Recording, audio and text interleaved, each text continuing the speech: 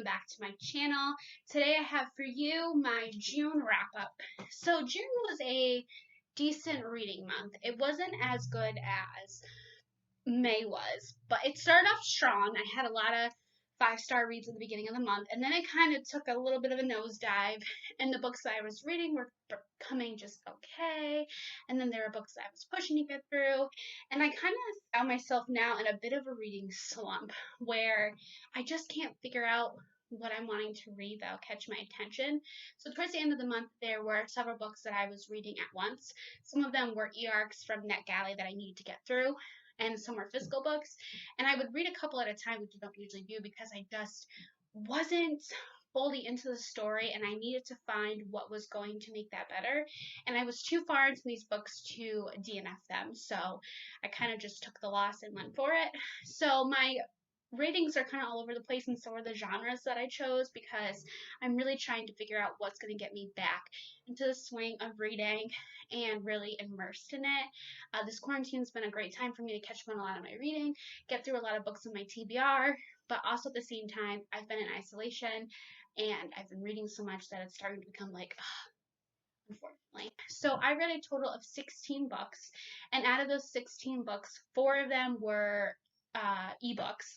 So I've been trying to get back into my Kindle, especially since I joined NetGalley and have been requesting a lot of books to read before the release date, which also saves me a ton of money on pre-orders. 3,437 pages, which is great.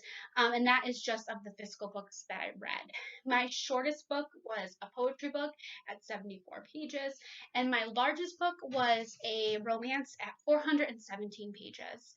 Out of the month of June, I had 4 new favorites, which I will talk about at the end of the video to go into more depth of them. I had 1 2-star read, 6 3-star reads, which is huge for me, 3 4-star reads, and 6 5-star reads. So definitely really spread out. And in regards to genre breakdowns, I had a lot of different ones. Like I said before, I had 6 young adults, 3 adult romances, 1 young adult romance, 1 thriller, 2 chick lits, 1 poetry, 1 science fiction / dystopian, and 1 fantasy. So as you can see, a lot of different ones. First book that I read was an ebook, which was Making Turquoise by Claire McFall. That was a young adult book, and I gave it 3 stars. Favorites that I had for the month, and that was Ghosting, a Love Story by Tosh Skilton. This was an adult romance that I gave 5 stars, and it was adorable. Its concept was really fun. The writing was great. It goes through, like, each chapter there's an email that starts off the chapter, which I thought was a lot of fun, and it follows our 2 characters, Miles and Zoe, and they are both ghostwriters for online dating companies, and they work for rival companies. So essentially what they're doing is they are writing up profiles for people who are online dating, like on Tinder and Hinge and all those other sites, and they are chatting with potential matches, pretending to be this person that's wanting to match with them, and then they secure them a date. If the date goes well, they end the ghostwriting service, and our characters get paid. What ends up happening is Miles and Zoe end up pairing each other up, their clients, with one another. So they're ghostwriting back and forth to each other, not knowing that it's each other. And they actually go off to a rough start. They run into each other at a coffee shop. It doesn't go well. They fight over the day-old pastries because they're both broke, living in New York, trying to save their money. And then when they start hanging out a little bit more, and then they find out that they've been talking to each other this whole entire time, thinking they were someone else, and it goes from there. It was super fun. It was super cute. The chapters were short, really caught my attention, and this definitely became one of my favorites for the month and for the year. Month pick I had for June, which was Last Flight by Julie Clark. That was my thriller. I read another 5-star read, which was Color Me In by Natasha Diaz, which was contemporary, and it was excellent. The next book I read was a huge disappointment for me, and that was Big Summer by Jennifer Weiner, which I gave 3 stars. Honestly, looking back, I'll probably give it 2 stars, and that was one of my chick lit choices. Kindle, which was Just Saying by Sophie Renaud, and that was a chick lit book as well, and I gave it 3 stars. I read my poetry, which was my shortest book, I Am More Than a Daydream by Janae Cecilia, and gave that 4 stars. Read Jackpot by Nick Stone, gave that 4 stars, and that was another young adult. I read Slay by Brittany Morris, which was another young adult, and I gave that 4 stars. Then I read The Voting Booth, which was another arc on NetGalley by Brandy Colbert, and gave that 3 stars, another young adult. And I read another one of my favorites for the month, and it was an adult romance that I gave 5 stars, and that is The Trouble with Hating You by Sanjina Patel. I'm sure you guys are tired of hearing me talk about this book because I've been talking about it in all of the books I want to read videos, my Romance-a-thon TBR, and my romance haul and try chapter. So it's a hate to love romance. I'm not going to go into it because I've been talking about it so much. It was cute. The sex scene was not steamy at all, which your girl appreciated. So this was another 5-star read for class, and that was my 2-star read for the month by Christina Dulcher, and that was my science fiction dystopian choice.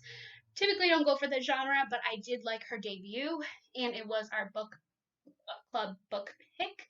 Then I read my next favorite, which is my biggest book for the month, 28 Summers by Ellen Hilderbrand.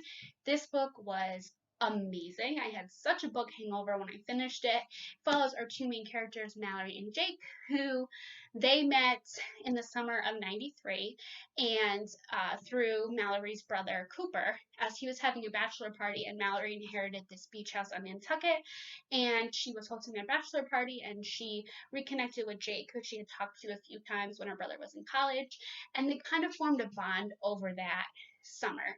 And then they made a deal that every summer they would get together on Labor Day weekend again and have the weekend just for themselves. So this lasts for 28 summers. So we follow them from 1993 to 2020, the present, and we just see what their relationship goes through. They have the secret affair every year, while also their other lives they are living. So Jake is married to a woman who's running for president, and then Mallory just never marries. And she has a kid, and her kid finds Jake's number, and Mallory is on her deathbed, and she tells him to call him, and that's how our book starts and in 2020, and then we go back to '93, and we watch their relationship throughout. What I loved was that every chapter was like, Summer 1, 1993. What are we talking about in 1993? And it would list events that were happening, which I thought was awesome. There was a really long blurb about 9/11 for the 2001 section, which I really thought was really great. And then the weirdest part was the 2020 listed Kobe Bryant, COVID-19, social distancing, and TikTok. So to read that was like, what? This is real?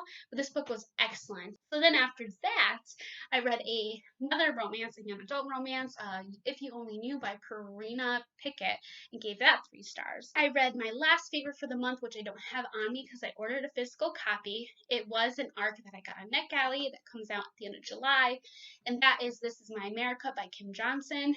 That book I would have given 100 stars if I could have. Follows our main character, whose father has been accused of a murder 7 years ago, and he's been sitting on death row, and she is trying to still free him by writing to this agency called Innocence X, and he has 250 days until he's executed. So she is still trying to prove that her father is free, or is innocent, and free him. And while she's working on this, her brother Jamal, who is a rising track star and just got a scholarship for college, he gets an interview on this TV show, and then after his interview, he is accused for murdering his secret girlfriend Angela, who's also the most popular girl in school. So she goes into figuring out what really happened and trying to prove that her brother is innocent while also freeing her father. It really, really spoke to me about the injustices that people of color have to deal with every day, between police brutality and racial profiling, and just the way that they live, and just phenomenal. So when it comes out, I highly, highly recommend that everyone picks it up because it's powerful and it's educational, and it was just a wonderful story.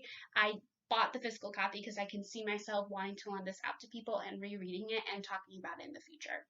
Stars, and that was A Whole New World by Liz Braswell, the first of the Disney Twisted Tales, and it follows the Aladdin story. So as you can see up there, I love Aladdin, so of course I had to pick that up, and it was okay. So that is all the books that I read for June. Overall, it was a decent reading month.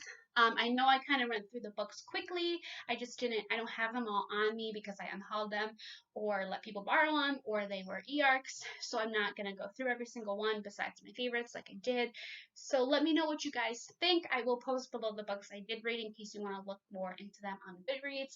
Let me know if you read any of them and your thoughts, if you liked it or not. And let me know how many books you read in June. And we will see you guys soon.